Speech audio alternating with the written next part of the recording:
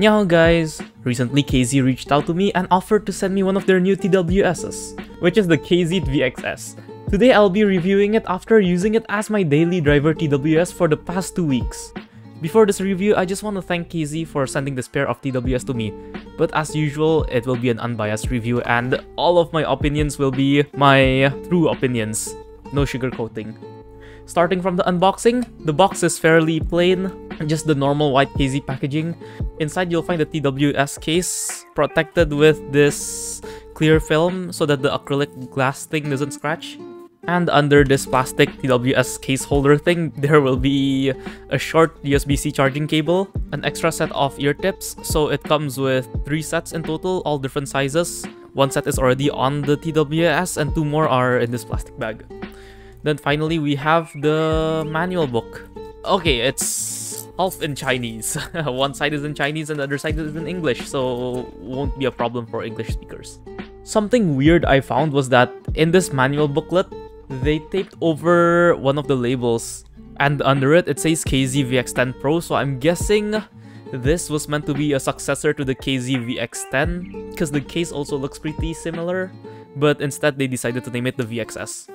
Starting from the build quality, I was fairly surprised, as I have had bad experiences in terms of build quality from prior KZ products. Most notably my pair of ZS3s that cracked when I dropped them. The case here is still fully plastic, but it doesn't feel hollow or plasticky. In fact, it has a very nice matte finish that is soft to the touch, but doesn't pick up oils or fingerprints. On the top part of the case, there's this clear acrylic window, so that you can see the indicator lights on the earpieces and the case. I personally dislike this window because it will scratch up over time, and scratches on clear acrylic never look good. The hinge of this case still has a bit of wobble, but it does have a magnet to hold it in place. And it does hold open when you fully open it, therefore making it a lot easier to just open with one hand. The TWS also turns on when you open the top case, so that might be something that you could consider a positive point.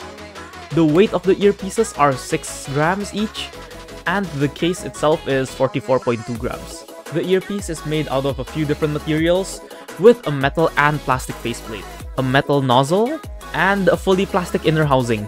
Thankfully, even though they use a satin finish in the inner housing area, unlike the one used, for example, in the Moondrop Neko cakes or Kuronekos, here it's not a fingerprint magnet and oils don't show up on the surface, so that's pretty nice.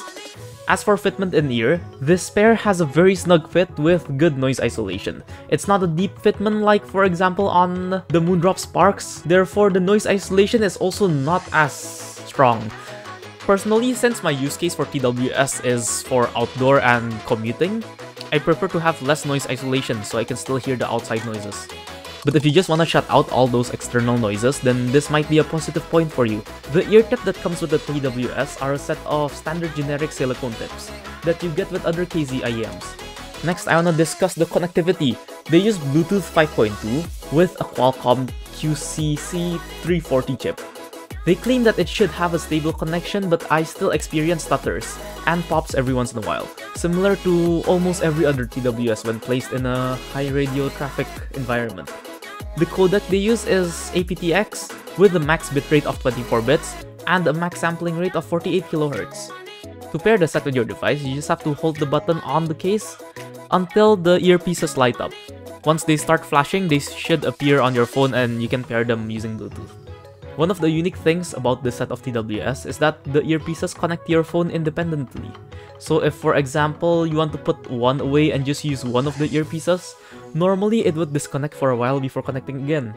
But in this pair, since it's connected independently, there will not be a pause. If you often listen to one earpiece, this is a pretty nice addition. Bluetooth range is claimed to be about 15 meters, but I don't have the space to confirm that. For controls on the earpiece, it uses a capacitive touch sensor. There are also bumps on the earpiece that indicate where the sensor is, so you can confidently press it every time. Takes a bit of getting used to, but when you get the hang of it, you will definitely appreciate those bumps. There are a lot of shortcuts, so I won't discuss them all. Here's a list. But 2 of the most interesting ones are when you press the left earpiece 3 times, it switches to full power mode. From what I can tell, it's higher delay but higher quality. Not sure about that. But when you tap the right one 3 times, it switches to a gaming mode so that you have less delay. In gaming mode, they advertise around 40 milliseconds of delay, and when I tried it in rhythm games, I felt that I needed around 23 milliseconds of offset, so realistically the delay is between 20 to 40 milliseconds. Still a pretty long delay if you're using the TWS for FPS games and rhythm games. As for battery levels, they claim around 5 hours of listening time and 4 recharges with the case, so 25 hours total. For the driver, it uses a single 10mm dynamic driver. Now for the most important point, how is the audio quality? It's the typical KZ sound signature, with the elevated bass, whatever, and the rest is just meh. I personally do not enjoy the sound signature of this IEM as it is fatiguing for me to listen to it. The elevated bass is just too much. The sub-bass has a pretty strong rumble, and the bass delivers good definition and speed, but the amount of bass being pushed out is just too much for me. The bass doesn't bleed to the mids, and vocals still have a decent clarity, although the resolution still leaves more to be desired. The treble is slightly forward, but not to the point where it feels bright, therefore also no harshness or sibilance. Overall, the sound doesn't sit well with me, and it's just not the kind of sound signature I like. Still, when I asked normies to try it, they like the sound. Hence, I guess if you're not picky or you just like this kind of warmer sound signature, then the sound from this pair might be just right for you.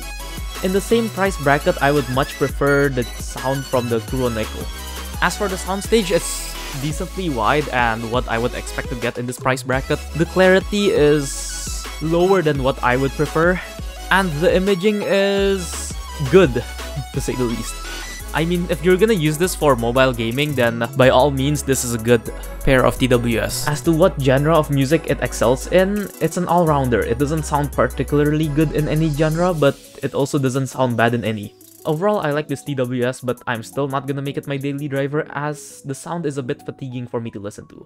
I would recommend this to normies that just need a set of TWS to daily drive and don't care much about the sound signature of the TWS, as it's a very nice fitment in ear. And the material is also pretty impressive.